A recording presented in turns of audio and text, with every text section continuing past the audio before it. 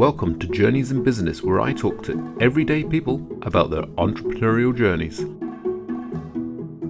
In this episode, I talk to Harvey King from King & Power Insurance Brokers to find out how he found himself in business and what the future holds.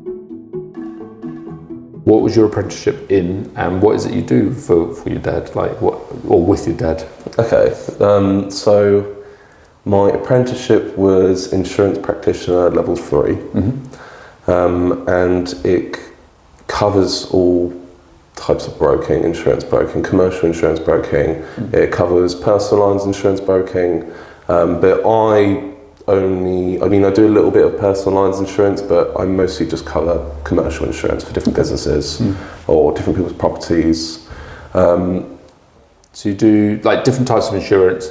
So brokering is basically you're working on behalf of an insurance company, so an underwriter.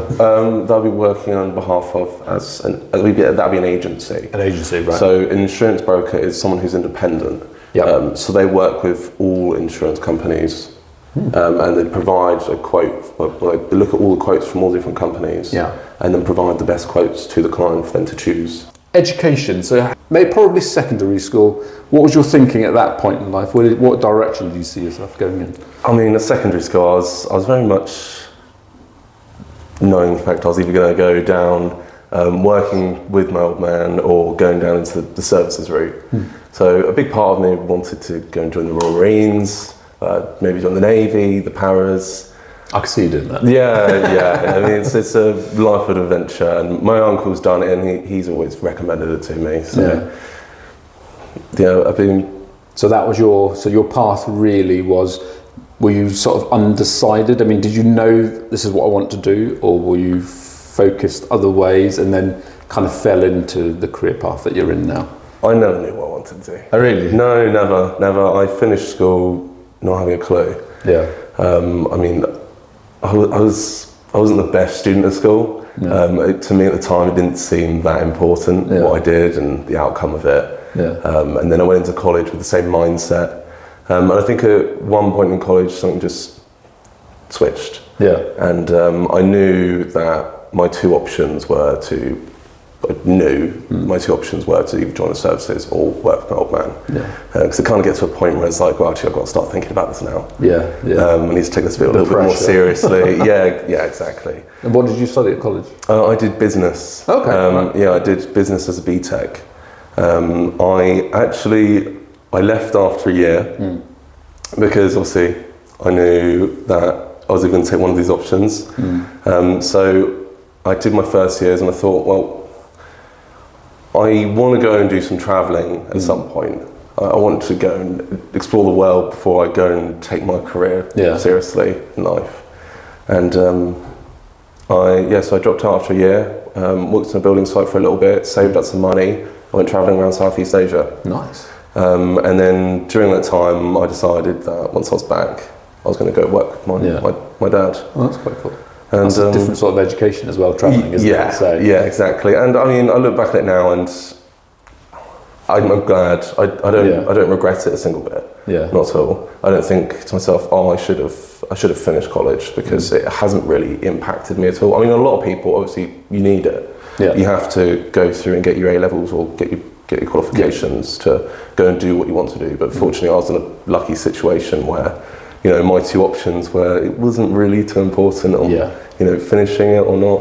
And that's nice to be in that sort of, have that sort of, string to your bow, I guess, is that, because formal education, and I agree with you, I'm not knocking formal education, but formal education only means that you become an employee, because they follow that route, and employees are looking for people that have certain qualifications.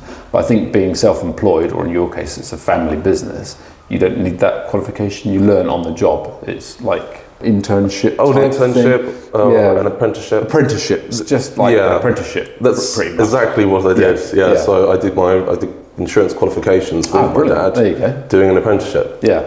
Amazing. So it's, I think going blind to it. I love learning on the job. That's my thing, and I've never ever. I always do that. Thinking about coming back from that, so you did your travelling and stuff like that. What sort of mindset are you able to describe that mindset you had when you said it kind of twigged at that point? So I think you were traveling, and then you were like, had decided that's what you wanted to do. Do you know what it was that inside you that sent you in that direction? And you were like, right, that's it. It's not the services. This is my calling. Is this?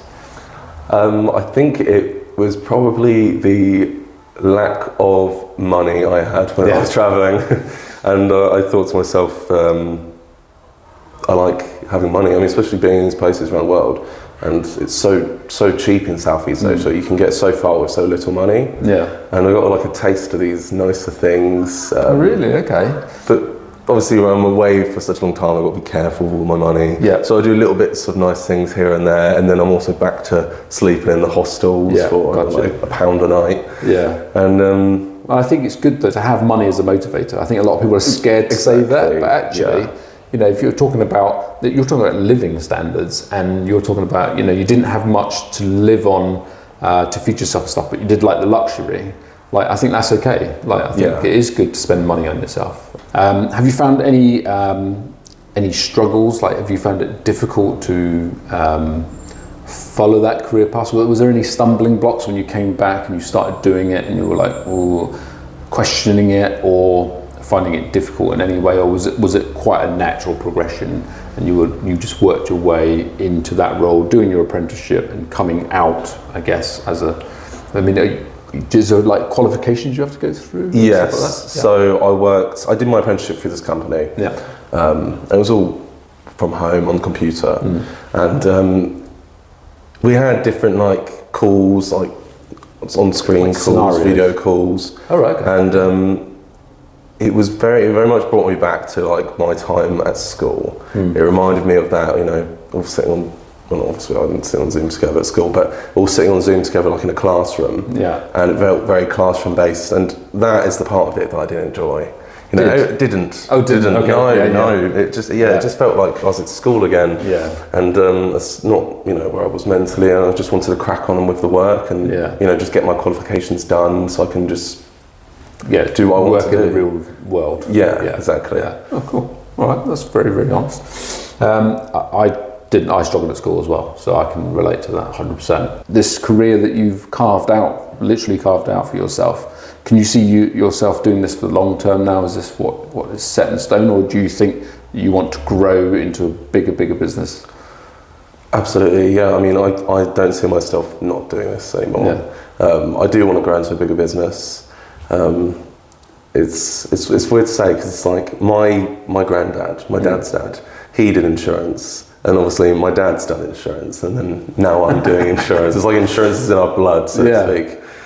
But cool. I enjoy it. I like what I do. I mean, I've worked in, obviously I worked for another business for a while after doing my apprenticeship. And that was very office based. Obviously it's an office based job, but we didn't leave the office. Now, working for myself again, I go out and see people, I go for lunch with people, I do client visits, go to different people's premises, just go and chat to people, see how people are doing.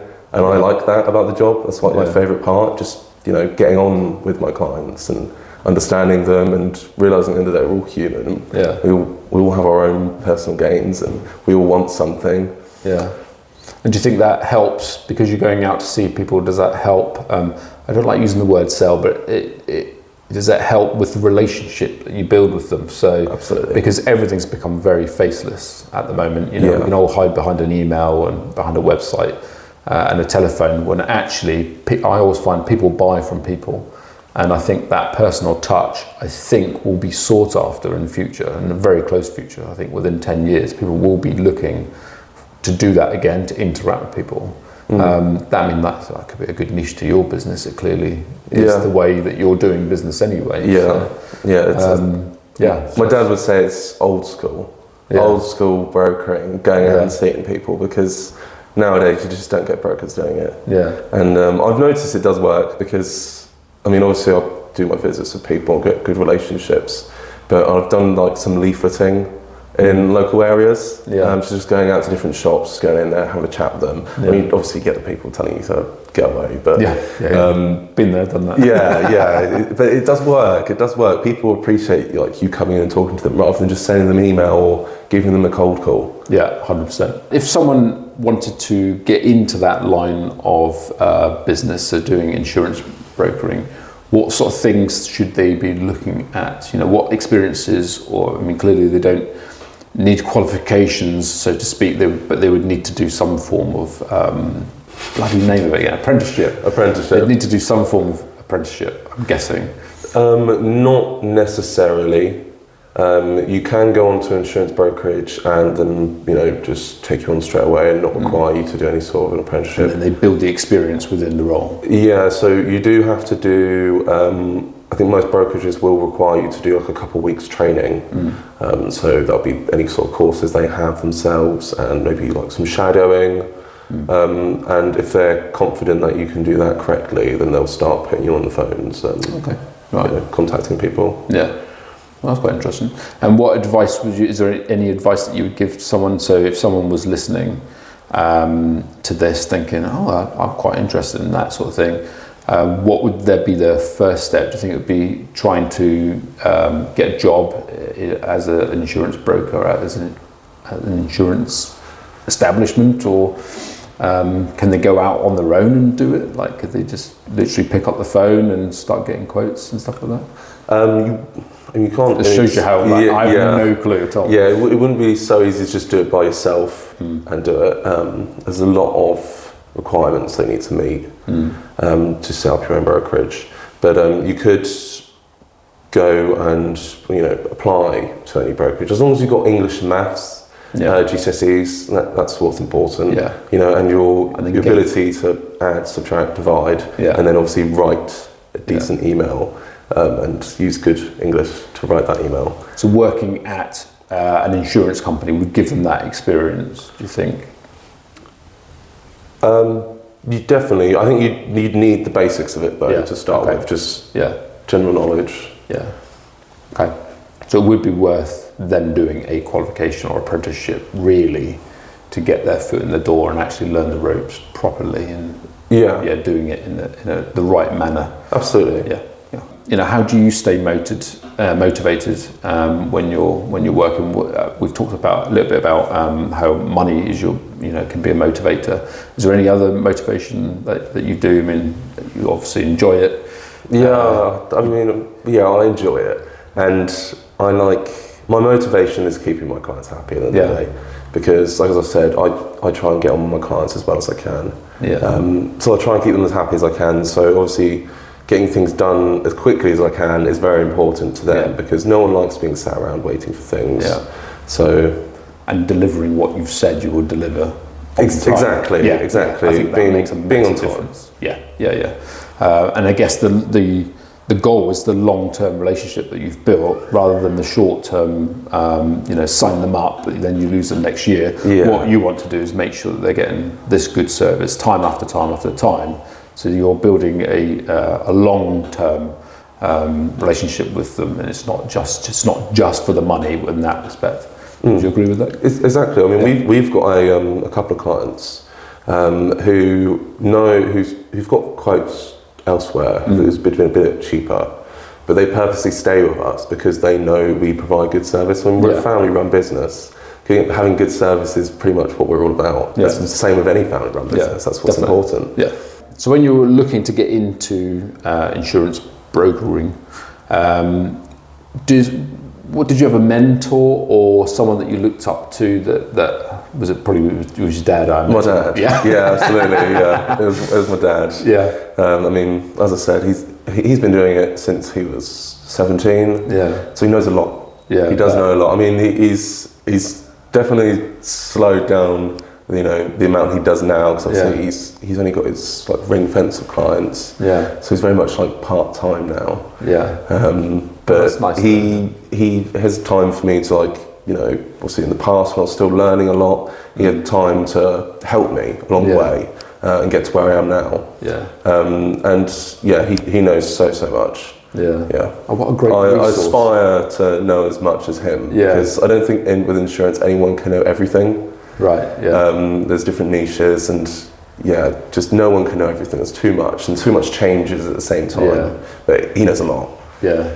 Yeah. Oh, amazing. That's really cool. I love that. Like you say, it's an ever-changing market, and in an ever-changing market, how do you evolve in that? So, like for example, I actually quite like the fact that you have a personal touch with your clients, and I think that is, I feel like we are evolving that way more. I think people are getting a little bit annoyed with automation. I know I am. It irritates me when I've got something I know I can fix with a conversation that is 30 seconds long, and then I have to listen to an AI bot for 5 minutes on the phone trying to get me to the right department. I'm like, I just need to speak to someone, to ask a question, to get an answer that Google can't provide me. Yeah. So I do think there is this big evolution that's happening, where people are going back to this human touch again. Is there any other sort of things that changes in the marketplace that you have to evolve with, that you come up against and that you've had to deal with, or is it quite flat in that respect, where you're like the market it does evolve, but it's at a slower pace? It evolves at a slow pace. I wouldn't say it's changing rapidly all the time, but insurers are constantly changing what they insure, their wordings. So, obviously in policy wordings, there's so much there, and they can take things out, add things back in, and we have to recognise what's in there and what's not in there. We have to spot these out and spot these changes, just to make sure that we're insuring our clients correctly, because one year they could be insured for one thing, and the next year it's been taken out, so when it comes to renewal, they're no longer insured for that anymore. So we have to spot that and know what's going on with each and every insurer. So it is evolving in that respect, and that can be quite fast, because that's,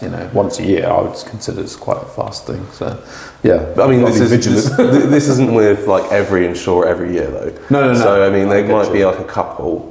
So on your journey, your entrepreneurial journey, have you found you've come up against any setbacks or anything that has been a bit of a stumbling block where you thought, oh no, how am I going to overcome this? And how have you overcome it?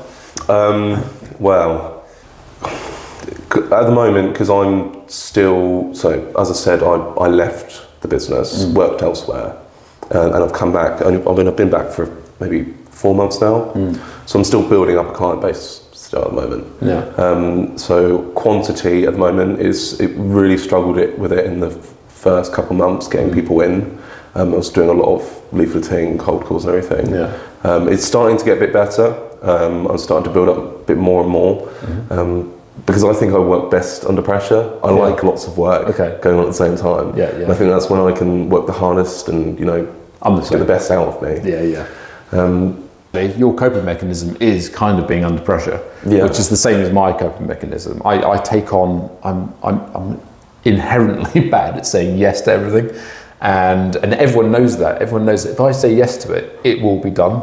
So then I end up going from 10 jobs to 30 jobs, and I'm like, oh my God, I said I'd do this, but I do it. Like, I will not be the person that lets the team down. If I said I'm going to do it, I'm going to do it. This is why I create these videos. I said I'm going to do it, and I've told people I'm making these videos, and I'm doing these audios, and here we are. So I don't let failure be an option. I'm like, I'm going to do it. Do you have a similar attitude in that respect? Yes, absolutely. Cool. I thought you did. I thought you did, because I think we're quite similar in that way. So, and I want to touch on a bit about, because you've did you set up the networking group in Knoll? So Harvey set up a networking group in Knoll, which is a great idea, and I think it helps other people, helps you, and I think that synergy is really, really important. But to me, as an outside looking in, I can see that there's more to what you want to achieve than just being an insurance broker. I think that you are aspiring much, much higher levels, and I think that's amazing. What do you see happening in the future? Where can you see yourself, say, in 5 years' time? I don't know. The thing is, I like to always have a plan. And I like planning. I like thinking ahead and thinking what's going on. Yeah. But in 5 years' time, I think in 5 years' time, my dad will be looking to retire. I'll be taking over his book of clients, and hopefully maybe getting some staff in, which would be nice. Yeah. Well, I'd like cool. to grow it to a point where it's not just me, Yeah. where I can go on holiday and not have to take my laptop with me, Yeah. which would be nice. Yeah, definitely. But yeah, definitely having an office, staff, because at the moment it's just us two, so it's a home office in the back of the garden in a cabin. Yeah. But yeah, definitely having some staff. Yeah. Cool. So having a brand maybe? Yeah. Yeah. Do you have a brand name at the moment? King and Power. Okay, brilliant. King and Power. King and Power Limited, Cool. Yeah, it's fun. It's called King and Power because my granddad, when he first started his business, insurance brokering, he started it with a man called John Power. Oh, right. He recently passed just before we started King and Power again. Oh, I'm sorry. Because it moved on to being called Hughes and King after it merged elsewhere. Yeah. But yeah, so he passed away, and we thought, let's call it King and Power Limited. Cool. I like it. Yeah, memories and yeah. I mean, it's been around Fareham since the 70s. Yeah. Wow. So sometimes we talk to people and they're like, oh my gosh, yeah, King and Power used to be above the post office. People still remember. Yeah, That's exactly. brilliant. Yeah, which is great. That is really cool. Oh, I love that. Cool. So you can see yourself having a premises and having employees and having a strong brand, at least locally. Could you imagine yourself going national? Oh, that'd be amazing. Oh, would it? Oh, absolutely. So you light I'd up love that. Yeah. So your 10-year goal then is multiple really to go for it. offices. That'd be. Yeah. Maybe you could be the brand that brings back this personal touch. Maybe. You know what I mean? Like, instead of hiding behind the keyboard, you could be, showing everyone the ropes and actually how to, speak to people and get the right insurance for them. So that's a good point. That'd be pretty cool, actually. So this is one of my favourite questions. So I want to talk about where you are now, knowing what you know now. If you could go back and speak to yourself, so say secondary school, year 9, 10. If you could give yourself a piece of advice at that point in time, what would it be? Gosh, I think I just need to tell myself not to worry so much. Yeah. Because I think at that age, you just worry a lot about, whether it's your GCSEs coming up or what you're going to do at college, what the future holds. Yeah. And I think just telling myself not to worry and do what I think I'll be good at. Yeah. Yeah. Is the bit of advice I'd give myself. That's definitely. a great bit of advice. Yeah, love it. Cool. And on this journey, is there anything that you would have changed? I mean, to me, it sounds like, you tend to find that overcoming problems leads into what you end up doing anyway. So lots of people say, no, I wouldn't change anything. Would you change anything, the way that your journey's gone? I don't think so. I think I'm happy with how I've done. I wish I'd worked harder at school. Not because I'm upset about my what I did after college or anything. I'm happy that I left college and did what I did. But it would have been nicer knowing that I'd left school with some better GCSEs and more of them. I mean, I got 5, which isn't terrible, but it's not great. Yeah. But I would have liked, saying that I got all of my GCSEs on really good grades. Yeah.